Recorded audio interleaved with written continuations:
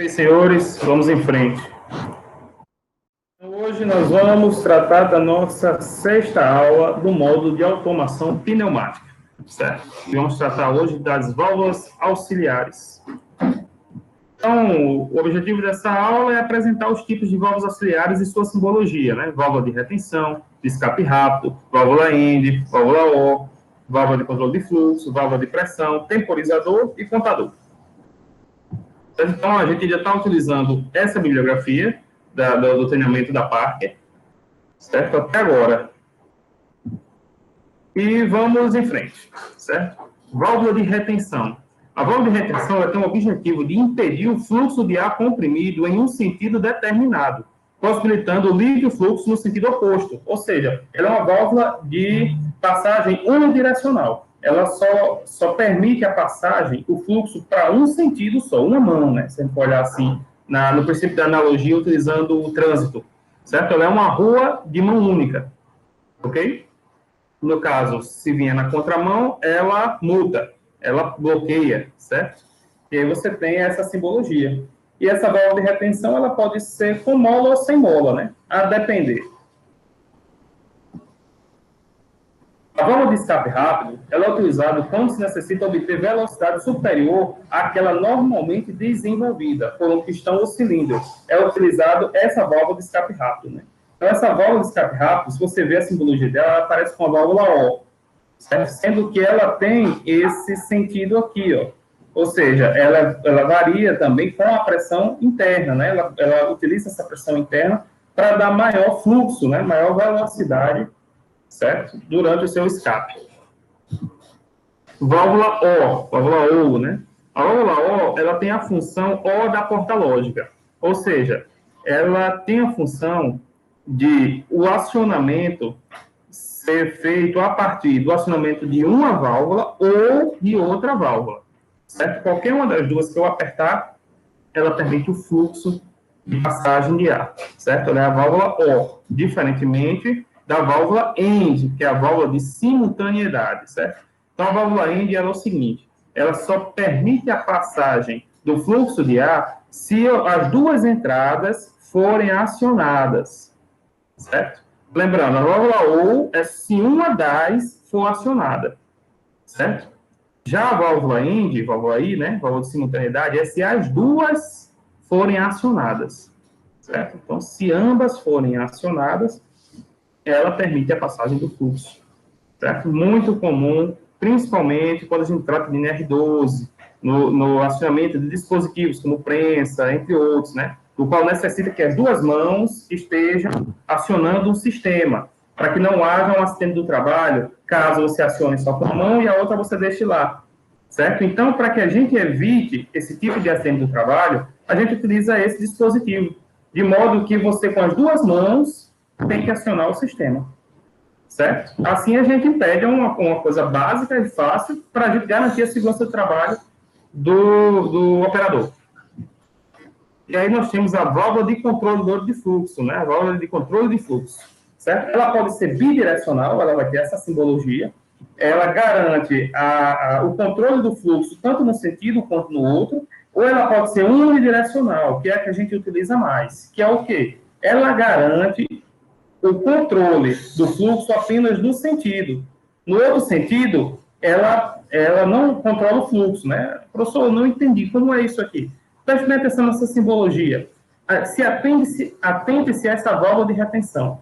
Então, do fluxo, quando parte do 1 para o 2, se ela vier por aqui, ó, ela tem essa bolinha. Então, ela pressiona essa bolinha nesse orifício aqui. Logo, ela bloqueia a passagem do fluxo, certo? Então, ela tem que vir por aqui, ó, certo? E aqui você tem o controle de fluxo, certo? Então, ela vai ter que passar obrigatoriamente pelo controle de fluxo, pela válvula de controle de vazão. Já se você vier do 2 para 1, veja bem que ele vem aqui, ó, ele joga essa bolinha para fora. Então, quando ele empurra essa bolinha, ele passa o ar.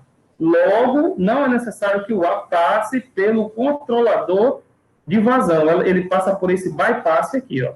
Por isso que ela é uma válvula de controle unidirecional. Certo? Vê que legal, né? Tranquilo, né? Schelbach.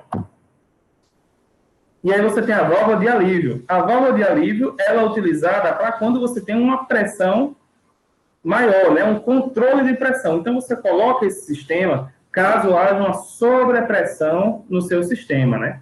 Então, por isso que a gente tem que estar de olho nas pressões, nas tensões admissíveis da tubulação e dos equipamentos, né? Na resistência do material, para que a gente possa sempre calibrar essa pressão para que ela trabalhe abaixo da pressão de resistência à ruptura do componente, né? É o que a gente chama de pressão média de trabalho admissível, né? PMTA, certo? Então, ela tem que trabalhar numa pressão média de trabalho admissível, certo? Que nunca pode ser maior do que a tensão de ruptura das tubulações.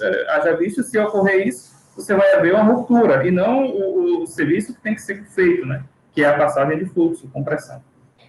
Certo? E ele pode ter essa válvula sequencial aqui, que essa válvula de sequencial ela é uma válvula de alívio que aciona uma válvula direcional.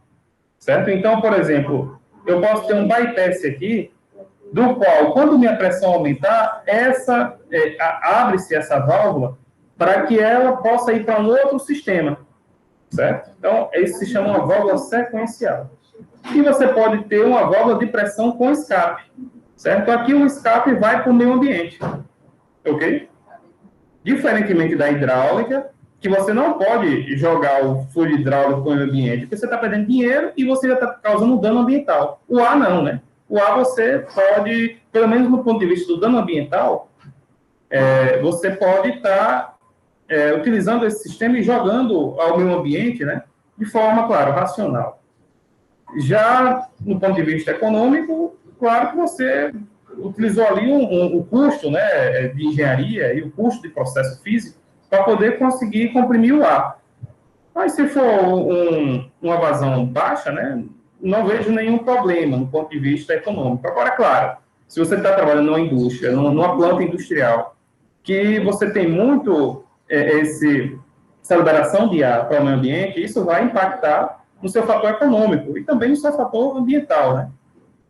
E o fator de segurança do trabalho também. Haja vista que, se você não colocar um silenciador, mais na frente vai falar sobre isso, você vai ter o ruído, né? E esse ruído, a depender dos números de decibéis, ele pode estar dentro dos estipulados pela NR 15 ou 16, não lembro qual é a de insalubridade, acho que é a 15. E aí você tem o temporizador pneumático, né? Então, esse temporizador pneumático, ele nada mais é que um balão, onde ele temporiza, certo? Por um tempo, enche esse balão e depois ele funciona por um tempo aí no sistema, né? Ele é parecido com a válvula de retardo, certo? Aquela lá da elétrica. E o contador, certo? Então, o contador, ele, a cada vez que você aciona, ele conta, né? Então, o nome já diz, né? Componentes para vácuo. Então, a palavra vácuo origina do latim, né? Vacus, que significa vazio.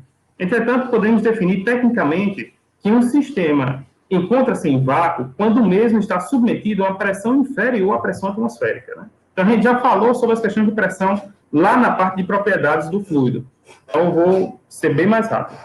Então, esse princípio é utilizado pela maioria das bombas de vácuo encontradas no mercado, onde, por meio do movimento de peças mecânicas, especialmente construídas para essa finalidade, procura-se retirar o ar atmosférico presente em um reservatório ou tubulação, criando em seu interior um vazio, ou seja, uma pressão negativa. O vácuo ele tem uma função muito legal dentro da pneumática, principalmente, vou dar aqui uma aplicação bastante básica, na parte de logística com vidros. Então, por exemplo, quando você tem um vidro, você utiliza o vácuo justamente para que você, a partir das ventosas, você cole com o vidro e consiga movimentar aquele vidro, né, com maior segurança.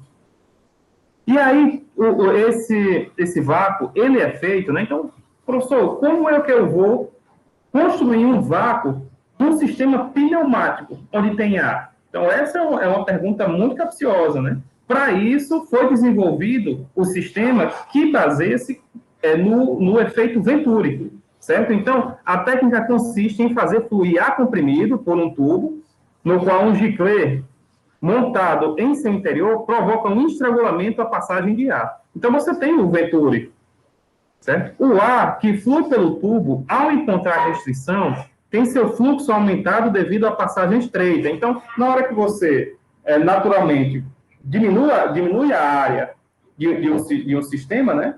Você vai ter um aumento do fluxo ali, né? Então, é só fazer a relação com a vazão, certo? Então, com isso, nessa área aqui, você provoca uma queda de pressão nessa região, certo? E essa queda de pressão, ela tende ao vácuo. Ó. Então, o orifício externo, construído estrategicamente na região restringida do tubo, sofrerá, então, uma depressão provocada pela passagem de ar comprimido pelo estrangulamento. Isso significa que teremos um vácuo parcial dentro do orifício, que, ligado à atmosfera, fará com que o ar atmosférico, cuja pressão é maior, penetre no orifício em direção à grande massa de ar que flui pela restrição. Né? Então, o melhor entendimento está aqui. Esse é um sistema do efeito Venturi.